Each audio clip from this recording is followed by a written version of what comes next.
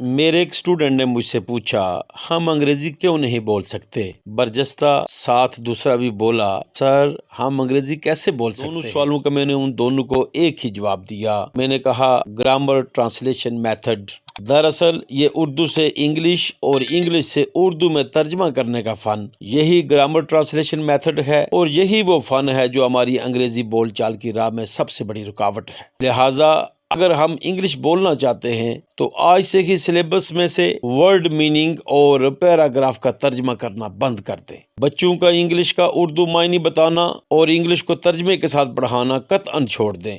شاید آپ سبھی تعجب سے پوچھیں اگر ایسا نہیں کریں گے تو پھر انگلش کی سمجھ کیسے آئے گی؟ تو میرا معصومانہ جواب یہ ہوگا ہاں، ایسے ہی بولنے کی اہلیت آئے گی۔ اگر ترجمے سے زبانوں کی مہارت حاصل ہوتی تو پی جی سے بی اے تک انگریزی ترجمے سے ہم پڑھتے چلے آ رہے ہیں، مگر انگریزی بولنا ہمیں نہیں آ رہی۔ 6 سے 10 تک عربی عبارات ترجمے کے ساتھ پڑھ کے کیا ہمیں عربی بولنا آ گئی ہے؟ کیا فرسٹ ایئر سے بی اے تک فارسی کے ترجمے نے ہمیں بول چال کا ملکہ دے دیا ہے؟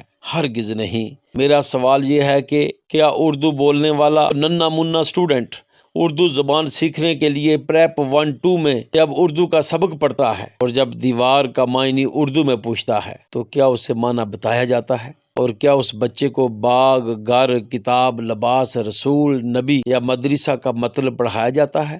بالکل نہیں۔ یہ ہے کہ اسے معنی تو نہیں آتے مگر زبان آنا شروع ہو جاتی ہے۔ غور کر لیں، قومی ترانہ جو ہم سال ہر سال سے پڑھتے چلے آ رہے ہیں، ہمیں اس کے اکثر الفاظ کا معنی و مفہوم آج تک نہیں آتا، مگر ترانہ پڑھنا اور سنانا ہمیں آ گیا ہے۔ ثابت ہوا کہ جہاں بھی کسی زبان کا معنی نہیں بتایا جاتا یا ترجمہ نہیں سنایا جاتا، وہاں بول چال کو فروغ ملا۔ جہاں معنی اور ترجمے کا رنگ نظر آتا ہے، وہاں بولنے کا عمل جمود کا شکار ہو جاتا ہے۔ اے فار ایپل اور ایپل کا معنی سیب برسوں سے ہم پڑھا رہے ہیں اور سکھا رہے ہیں، مگر بچہ انگریزی لفظ کی بجائے اس کا معنی سیب سیکھتا ہے۔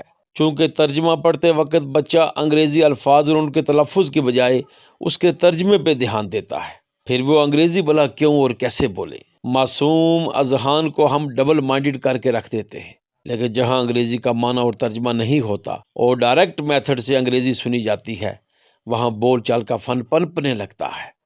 کھیل کے میدان میں آپ کو ان الفاظ کی اکثر بازگشت سنائی دیتی ہے، جیسے ball, catch, wicket keeper, cricket, umpire, no ball, wide ball, dead ball, out, spinner, fast bowler, toss, bouncer, in swing, out swing وغیرہ۔ عموماً ان کا معنی کا ہم سب کو نہیں پتہ، لیکن چھوٹے، بڑے، جوان، بوڑھے سبھی انہیں انگریزی میں ہی بولتے ہیں۔ وہ بڑے میاں جنہوں نے آج تک ڈکشنری کو چھوا تک نہیں، اور وہ بوڑھی اماں جنہوں نے مدرسے کا منہ تک نہیں دیکھا، ان کے لبوں پہ بھی school, college, principal, teacher, head master, university, pen, pencil, marker, mobile, computer, radio, television, nurse, doctor, یوں سینکڑوں الفاظ جانے انجانے میں سبھی انگلش میں ہی بول رہے ہوتے ہیں۔ آخر کیوں؟